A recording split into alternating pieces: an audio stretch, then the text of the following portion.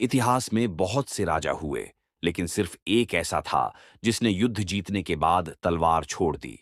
वह राजा था सम्राट अशोक महान, एक ऐसा शासक जिसने क्रूरता से करुणा तक का सफर तय किया।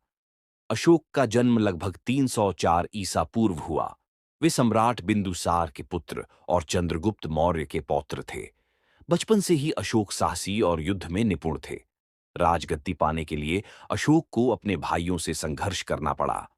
268 ईसा पूर्व में वे मौर्य साम्राज्य के सम्राट बने।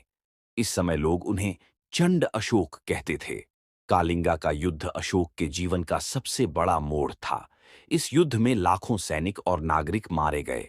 जीत के बाद भी अशोक का मन टूट गया। युद्ध की तबाही देखकर अशोक का हृदय बदल गया।